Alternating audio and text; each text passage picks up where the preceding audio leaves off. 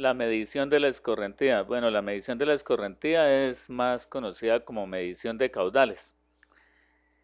Y medir caudales en los cauces de agua es conocido como aforo. Entonces, un aforo pues es simplemente un procedimiento que se hace para obtener el caudal que está pasando por un cauce o por un río. El objetivo pues es simplemente obtener el caudal y obtener el caudal para diferentes niveles de agua en el río. Entonces obtenemos el caudal para diferentes niveles de agua. Podemos posteriormente hacer una curva que es conocida como curva de calibración de caudales.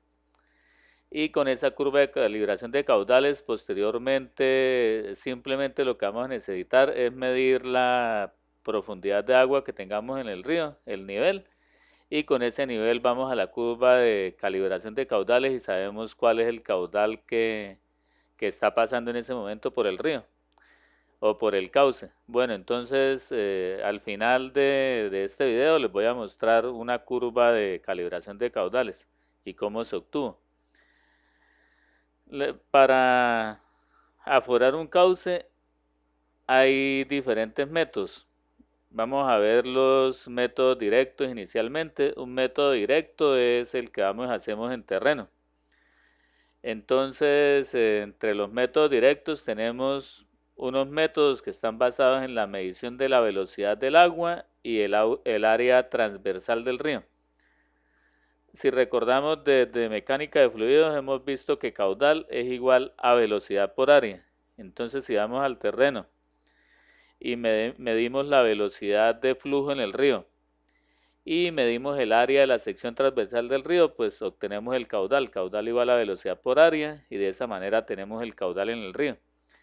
Hay unos instrumentos que llaman correntómetros que son empleados para medir la velocidad en el río. Entonces, por eso aquí hablamos de correntómetros. Luego tenemos los métodos que involucran la construcción de estructuras artificiales. Estos son conocidos como aforadores o vertederos. Entonces, estos métodos vienen de unas estructuras hidráulicas que se ven en la materia hidráulica de canales. Esas estructuras hidráulicas son los vertederos y las canaletas, canaleta parcial. Entonces, con los vertederos y canaletas podemos medir caudales, pero entonces son principalmente usados en canales artificiales. En el canal se deja un vertedero y se deja una reglilla de calibración.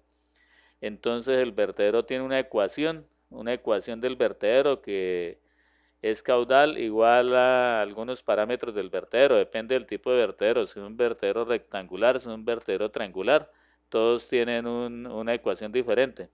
Entonces esas ecuaciones están en función del nivel de lámina de agua sobre la cresta del vertedero.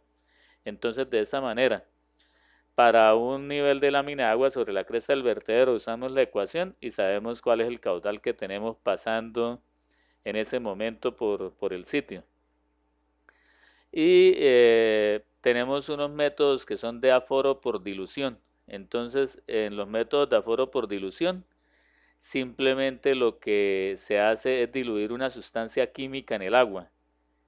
Por ejemplo, se emplean sales y se emplean también colorantes. Entonces, con esta sustancia que se diluye, se puede medir la velocidad de flujo en el río mediante el empleo de algunos instrumentos que son hechos para eso. Entonces, de nuevo, vamos a que caudal es igual a velocidad por área y obtenemos el caudal de flujo en la fuente que estamos estudiando.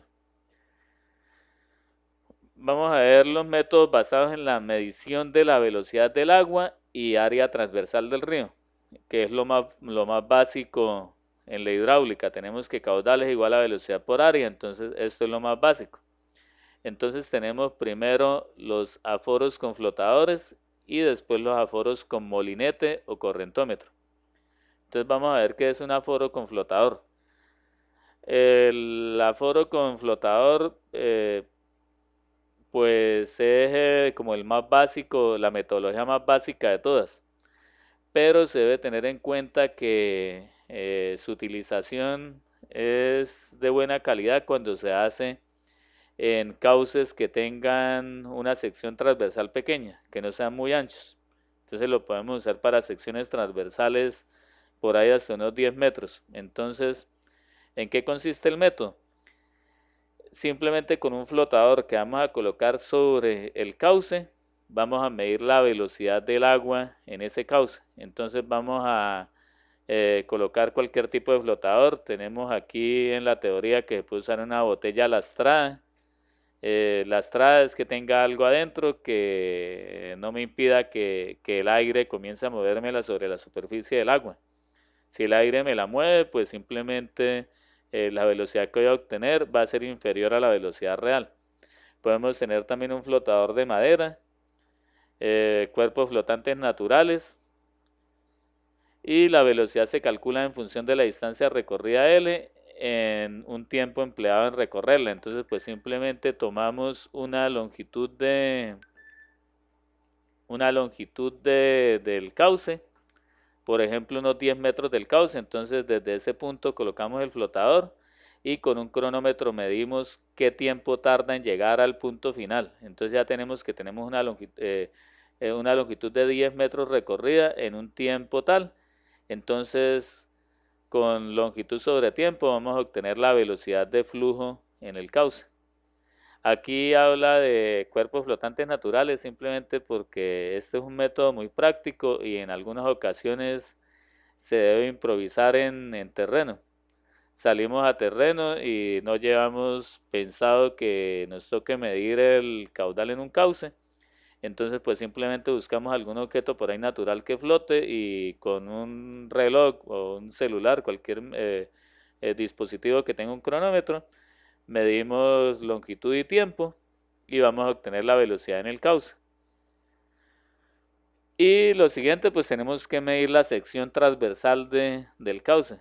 Aquí vemos una gráfica de la utilización del método.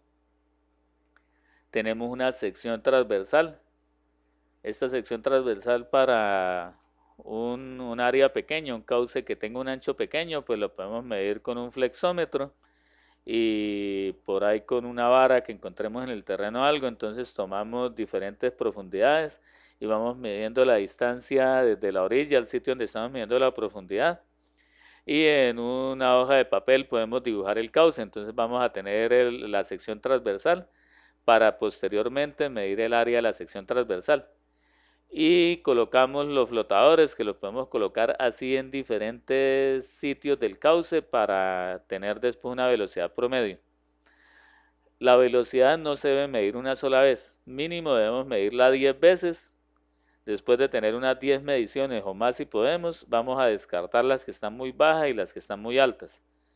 Porque en estadística, cuando tenemos algo muy lejano del promedio, lo más probable es que hubo un error en la lectura. Entonces, por eso eliminamos las más altas y las más bajas y dejamos las intermedias, y con esas intermedias promediamos y sacamos la velocidad promedio en el cauce. Entonces, con esa velocidad promedio vamos a hallar el caudal de flujo en el cauce. Ese caudal de flujo se halla con esta ecuación que tenemos acá: caudal igual a K por velocidad de flujo y por área de la sección transversal. Entonces, ¿por qué tenemos un factor K? Pues simplemente porque cuando estamos hablando de un canal, debemos tener en cuenta que los ríos son canales naturales. Entonces, cuando vamos a hallar la velocidad en un canal, la velocidad en toda la sección transversal no es uniforme. Las velocidades varían a medida que tenemos líneas de flujo cercanas a la superficie del canal. Vamos a tener variación en la velocidad. Eso es un tema de hidráulica de canales. Entonces, si van a los libros de hidráulica de canales, van a ver que hay un perfil de velocidades en la sección transversal de un canal y la velocidad no es igual en todo el canal. Entonces vamos a tener una velocidad mayor en el centro del canal y vamos a tener velocidades inferiores en los bordes del canal.